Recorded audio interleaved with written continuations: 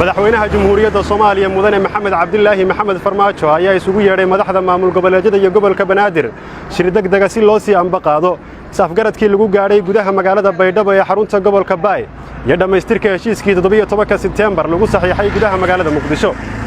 haddaba shacabka ku dhaqan magaalada tan Laascaanood ee xarunta gobolka Sool ayaa aragtidooda gaarka ka dhiibtay shirka la filayo inuu dhawaan ka furmo gudaha magaalada Muqdisho. waxaan marka ugu horeyso haddaan nahay shacabka magaalada Laascaanood ku faraxsanahay midnimada Soomaaliya dadka Soomaaliyeed inay walaal yihiin waxaanu soo dhaweynaynaa shirka ka furmaya bari magaalada Muqdisho caasimada dalka shirka marka ugu horeyso waxaan ka rajeynaynaa inuu noqdo kii najaxa ee Soomaaliya doorasho xor iyo xalaal ah u horseeda waxaanu markastana ku bogaadinaynaa madaxweynaha Jamhuuriyadda mudane Maxamed Cabdilaahi Farmaajo oo tanaasul fara badan sameeyay waxaanu ka rajeynaynaa madaxda maamul goboleedadana inay tanaasulka madaxweynuhu qaatay la qaataan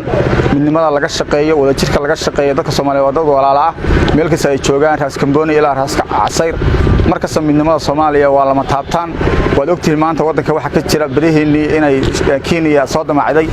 taas waxay keenaysaa tafaraaruq dadka Soomaaliyeed waxaan ognahay dad Soomaaliyeed inay Kenya qaarkood ay la shaqeeyaan marka si midnimada looga shaqeeyo waa in doorasho xor iyo xalaal looga shaqeeyaa wadanka qalalaasay inaan la gelin laga shaqeyn anagu maanta waa ka daalay waxa la yiraahdo dagaal sokeeyo Soomaaliya way soo aragtay dagaalku dhibtu leeyahay waa la soo arkay dadka Soomaaliyeed maanta guul iyo midnimo ayaa dadka Soomaaliyeed u muuqata waxaan rajeynayaa inuu noqdo shir ay ka soo baxaan wax midho dhal ummadda Soomaaliyeed oo dhan ah runtii waa shir la wada sugayay madaxweynuhu aad buu ugu mahadsan yahay runtii tanaasulka faraha badan uu mar walba sameeyo waxaan u sheegayaa qolada mucaaradka iyaga waxaan leeyahay mucaarad noqda mucaarad wax dhisay ha noqonina mucaaradka idinku dalka burburintiisa iyo kala qaybintiisa ka shaqeyn lahaa maamul goboleedyada waxaan leeyahay runtii qaybo kamid ah ay dawaab la tuhmay marka waxaan leenahay war imika la istuhin saaro hal sameeyo shirkaasi shirkii loogu dareer lahaa doorasho ha noqdo haddaanu nahay shacabka gobolka Sool runtii aragti indho gooniyaan ku eeganaa waxaan soo dhaweynaynaa shirka ka furmaya bari insha Allah taala magaalada Muqdisho ee lagu soo afmeerayo tabashooyinkii ka dhashay heshiiskii 17 Sebtembar waxaan rajeynayaa shirkaasi inuu noqdo shirkii ugu dambeeyay ee lagu soo gabagabeeyo khilaafaadkii dhacay madaxda Soomaaliyeed ay garawsato inay khilaafka iyo kala fogaanshaha joojiso wadanku wuxuu u baahan yahay doorasho marxalad adag baa lagu jiraa marxaladaas sidii looga bixi lahaa in la qorsheeyo Soomaalidu waxay tiraahdaa haddaan la kala roonaan roomado ha lagu soo dhawaado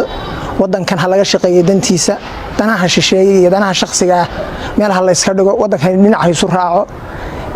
taasaan kula talinaynaa madaxda iyo dhammaan shacabka Soomaaliyeed waxaan ku boorinaynaa inay ka qayb qaataan horumarka iyo wadankan isu hor ugu socon lahaa haddaan nahay shacabka Soomaaliyeed ee ku dhaqan magaalada Laascaanood aad iyo aad baanu u soo dhaweynaynaa shirka bari ka furmi doona magaalada Xamar madaxweynuhu waa ku mahadsan yahay tanaasulka uu badan ee uu sameeyay waxaan rajayn doonaa insha Allah in ma garanaysaa uu ka soo baxo wada tashigaas bari la leeyahay inuu ka soo baxo arrimo meel dhal ah oo dalku ku aado door amsar raadiyo telefishinka raadiyaha qaranka Laascaanood